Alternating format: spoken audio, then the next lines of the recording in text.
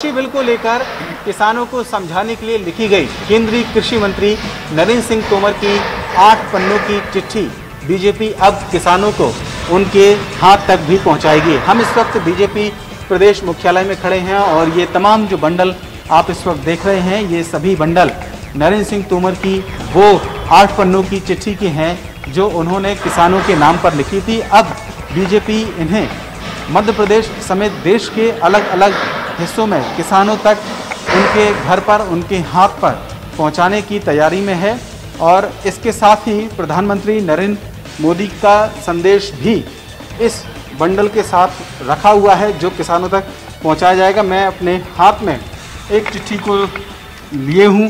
इसमें आप देख सकते हैं कि 17 दिसंबर को ये चिट्ठी नरेंद्र सिंह तोमर ने किसानों के नाम पर लिखी थी और इसमें 8 पन्ने दिए गए हैं जिसमें ये बताया गया है कि आखिरकार किस तरीके से जो तीनों कृषि कानून हैं वो किसानों के फेवर में है। बीजेपी की ये कवायद आखिरकार कितनी कारगर साबित होगी और क्या वाकई में किसान इस चिट्ठी पर भरोसा करके कृषि बलों पर भी भरोसा करेंगे, ये देखने वाली बात होगी। कैमरामैन अजय के साथ शरद श्रीवास्तव, न्यूज़ 18 भोपाल। मध्य प्रदेश में होने वाले नगरीय निकाय चुनाव अब ईवीएम मशीन से होंगे। आयोग ने कांग्रेस की उस मांग को खारिज कर दिया है जिसके तहत कांग्रेस ने मांग रखी थी कि ईवीएम की जगह मतपत्र के जरिए वोटिंग कराई जाए। राज्य निर्वाचन आयोग ने वोटिंग मशीन को लेकर अधिसूचना जारी कर दी है। इस अधिसूचना के तहत अब नगरीय चुनाव ईवीएम मशीन के द्वारा होंगे। कांग्रेस की उस मांग को भी खारिज कर दिया गया है जिसके तहत सत्ता में रहते हुए नगरीय निकाय चुनाव कांग्रेस ने मतपत्र से कराने की मांग की थी। अब इस मांग को खारिज करते हुए अधिसूचना भी राज्य निर्वाचन आयोग के द्वारा जारी कर दी है। जब कांग्रेस ने इस मांग को उठाया था तो ये आरोप कांग्रेस के द्वारा लगाया था कि ईवीएम के जरिए गड़बड़ी हो सकती है। उसने कई राज्यों के उदाहरण भी इस संबंध में दिए थे। हालांकि इस शिकायत पर संज्ञान जरूर राज्य निर्वाचन आयोग ने लिया था, लेकिन इस मांग को अब खारिज करते हुए अधिसूचना जारी कर दी गई है। अपनी मांग खारिज होने के बाद कांग्रेस ने अब दूसरा बड़ा आरोप आयोग पे लगाया है। कांग्रेस का कहना है कि अभी तक आयोग ने इस बात को स्पष्ट नहीं किया है कि ईवीएम के साथ वीवीपैट होगी। कांग्रेस का साफ तौर से कहना है वीवीपैट जो मशीन है वो ईवीएम के साथ नहीं होगी, ऐसी उनको जानकारी मिली है। ऐसे में अब दूसरा नया मोर्चा कांग्रेस की तरफ से आयोग के खिलाफ खुलने वाला है। कांग्रेस नेताओं का दावा है कि इस संबंध में उच्च अधिकारियों से, पदाधिकारियों से बातचीत की जाएगी। इसके बाद आगे का फैसला पार्टी की तरफ से लिया जाएगा। मध्य प्रदेश में होने वाले नगरीय निकाय चुनाव अब ईवीएम मशीन से होंगे। आयोग ने कांग्रेस की उस मांग को खारिज कर दिया है जिसके तहत कांग्रेस ने मांग रखी थी कि ईवीएम की जगह मतपत्र के जरिए वोटिंग कराई जाए। राज्य निर्वाचन आयोग ने वोटिंग मशीन को लेकर अधिसूचना जारी कर दी है। इस अधिसूचना के तहत अब नगरीय चुनाव ईवीएम मशीन के द्वारा होंगे। कांग्रेस की उस मांग को भी खारिज कर दिया गया है जिसके तहत सत्ता में रहते हुए नगरीय निकाय चुनाव कांग्रेस ने मतपत्र से कराने की मांग की थी। अब इस मांग को खारिज करते हुए अधिसूचना भी राज्य निर्वाचन आयोग के द्वारा जारी कर दी है। जब कांग्रेस ने इस मांग को उठाया था तो ये आरोप कांग्रेस के द्वारा लगाया था कि ईवीएम के जरिए गड़बड़ी हो सकती है।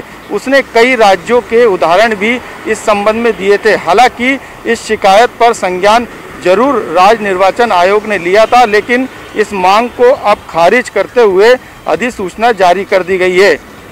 अपनी मांग खारिज होने के बाद कांग्रेस ने अब दूसरा बड़ा आरोप आयोग पे लगाया है।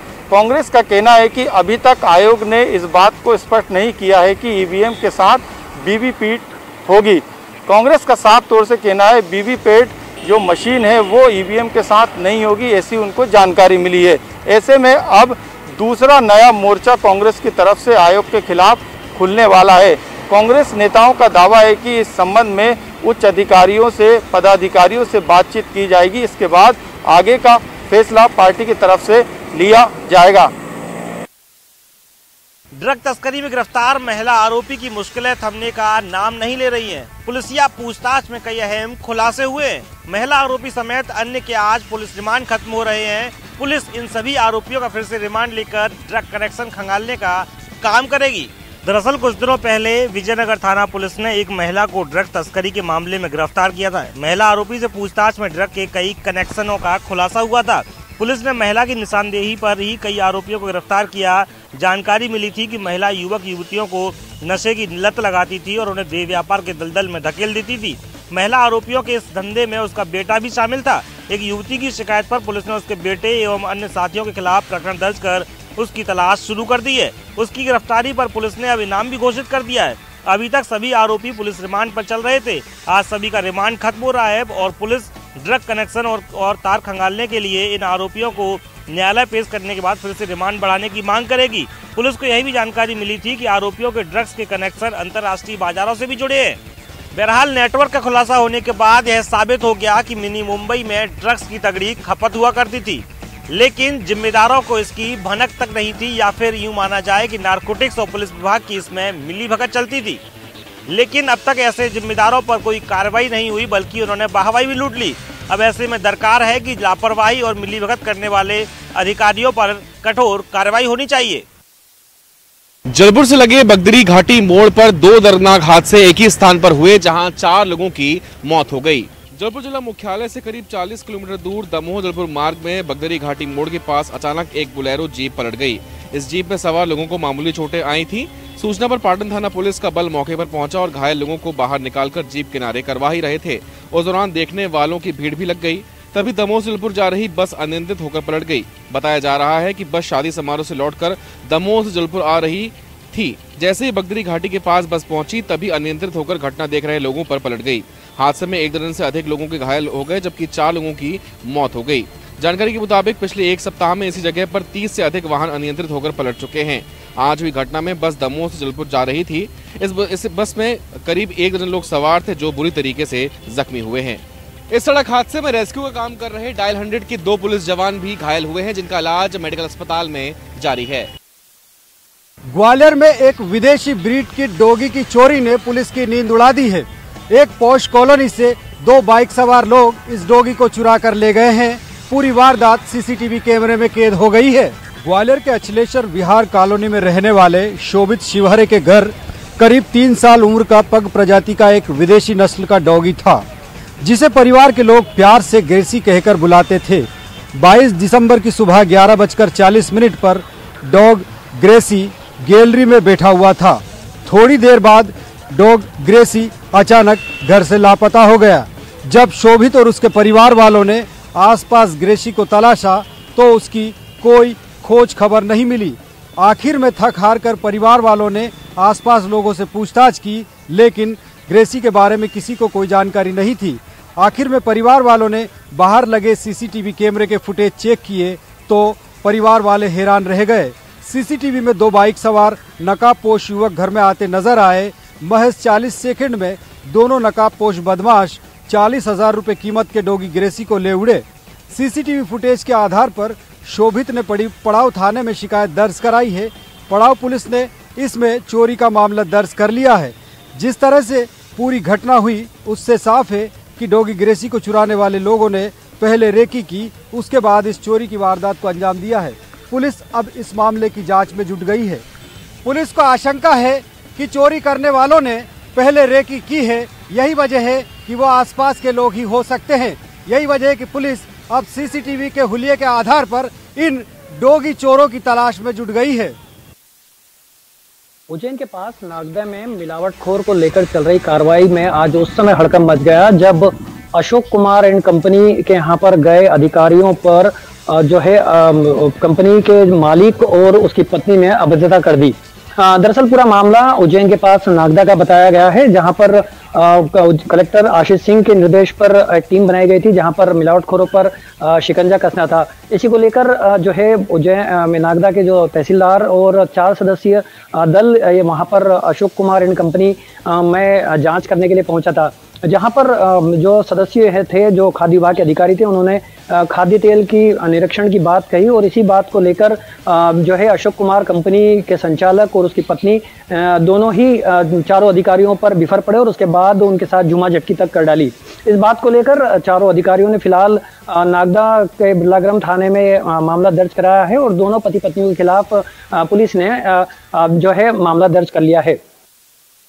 खाद्य सामग्रियों में मिलावटखोरी की तस्वीरें तो आम सी हो गई थी, लेकिन अब इंजन ऑयल्स में मिलावट की जा रही है। एक बड़ा मामला मदन महल थाना पुलिस और क्राइम ब्रांच ने उजागर किया। देख सकते हैं ये ब्रांडेड कंपनी के इंजन ऑयल के डब्बे हैं जो कि अमूमन 2 व्हीलर्स या 4 व्हीलर्स में रखे जाते हैं और इसी ब्रांडेड डब्बों में जो यूज या नकली ऑयल है उसे डाला जाता था। जो ऑयल बनाया जाता था उसकी भी तस्वीर मैं आपको यहाँ दिखा दूं। ये दरअसल जो रंग है और जो भी जिस भी तरीके से जिस भी तकनीक से नकली ऑयल बनाते थे तमाम सामग्री को भी यहाँ पुलिस ने जब्त किया है। करीब 300 लीटर नकली इंजन ऑयल बरामद किया है जो ब्रांडेड डब्बों के माध्यम से मार्केट में भेजा जा रहा था। कंपनी के डिस्ट्रीब्यूटर द्वारा जब शिकायत की गई तो पता चला कि करीब सैकड़ों लीटर माल बाजार में नकली बिक चुका और इस वक्त कई कस्टमर्स अपनी गाड़ियों पर इसी इंजन ऑयल के दम पे अपनी गाड़ी को दौड़ा रहे हैं जो कि इंजन पर बेहद खतरनाक साबित हो सकते हैं। प्राथमिक तौर से दिल्ली का कनेक्शन सामने आया जहां से आरोपी को ये ऑयल मिला करता था और कुछ एंगल है ये तफ्तीश की जाएगी और पुलिस भी इन तमाम एंगल्स पर जांच करेगी। फिलहाल एक आरोपी को यहाँ पर पुलिस ने पकड़ने में सफलता हासिल की है और इसके नेटवर्क का भी जल्द पुलिस खुलासा कर सकती है। सतना जिले के मुकुंदपुर टाइगर सफारी में बाघ की मौत से हड़कंप मच चुका है। 3 दिन पूर्व ऑस्ट्रेलिया करने वाला गोपी अब मौत की नींद में जा चुका है, जिसके मौत का वास्तविक पता लगाने के लिए डॉक्टरों की टीम पीएम कर रही है। सतना जिले के मुकुंदपुर टाइगर सफारी में पिछले 4 सालों में 4 बाघों की मौत हुई है। मौत की वजह स्पष्ट नहीं है। आज गोपी नामक सफेद बाघ की मौत हो गई है, जिसका पीएम डॉक्टरों की 3 सदस्यीय टीम कर रही है ताकि मौत के वास्तविक जानकारी पता चल सके। इस पूरे मामले में जू प्रबंधन भी कुछ बोलने को तैयार नहीं है और न ही वीडियो और फुटेज उपलब्ध कराया जा रहा है। इसके पहले भी विंध्य नामक सफेद बाघिन की मौत से हड़कंप मचा हुआ था। बाद में पीएम के रिपोर्ट के बाद मौत हार्ट अटैक से होना बताया गया था। इस पूरे मामले में भी कुछ इसी तरह की आशंका व्यक्त की जा रही है, लेकिन सूत्रों का कहना है कि जू प्रबंधन में जो मांस की सप्लाई की जाती है वो दूषित है और यही वजह है कि आए दिन वन प्राणियों की मौत हो रही है, जिनमें से 4 बाघ भी शामिल हैं।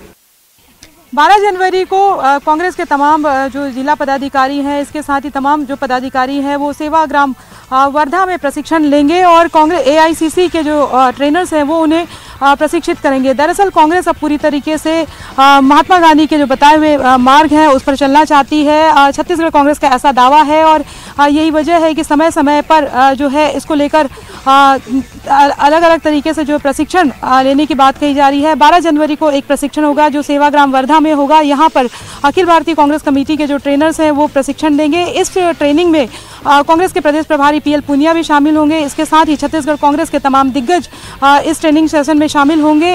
ट्रेनिंग के जरिए बताया जाएगा कि किस तरीके से जो है कांग्रेस पार्टी के तमाम कार्यकर्ता हैं, पदाधिकारी हैं, वो गांव में किस तरीके से काम कर सकते हैं। महात्मा गांधी की क्या गांव को लेकर किस तरीके से दूरदृष्टि थी, किस तरीके की चीजें उन्होंने कही है, उसको लेकर किस तरह से पालन किया जा सकता है। इसके साथ ही जो राज्य सरकार की योजनाएं हैं उसमें कैसे गांधी जी का जो दर्शन है वो शामिल किया जा सकता है। गांव के जो लोग हैं उनसे सरकार का तारतम्य कैसा हो कि शहरों के साथ ही गांव का विकास उस तरीके से किया जा सके। और इसके साथ ही अगर हम बात करें तो छत्तीसगढ़ सरकार लगातार कहती आई है, चाहे नरवा गरवा घुरवा बाड़ी की योजना हो, चाहे और भी जो योजनाएं हैं, वो एक तरह से कहें कि जो राज्य सरकार की जो योजनाएं हैं वो गाँव पे खासतौर पे फोकस है। और महात्मा गांधी जो है वो खासतौर पे ये कहा करते थे अगर किसी भी देश का विकास अगर देखा जाना चाहिए तो उसके गाँव का कितना विकास है, इससे एक तरह से कहें कि मापा जा सकता है। और यही वजह है कि छत्तीसगढ़ सरकार चाहती है कि कांग्रेस के तमाम जो कार्यकर्ता हैं, पदाधिकारी हैं, वो जो है वो अच्छे से गाँव को समझे और कैसे समझे, वो महात्मा गांधी का जो दर्शन था गाँव के प्रति उस नज़रिए से समझे। नगर सैनिकों द्वारा शहर के रानी सागर में अभ्यास किया जा रहा है ताकि आपदा के समय इन लोगों के द्वारा लोगों को बचाया जा सके। शहर के इस रानी सागर तालाब में 2 दिवसीय इस आपदा प्रबंधन का जो प्रशिक्षण है उसे नगर सैनिकों के द्वारा दिया जा रहा है और इस प्रशिक्षण में स्कूल कॉलेज के बच्चे और बच्चियां भी शामिल होंगी।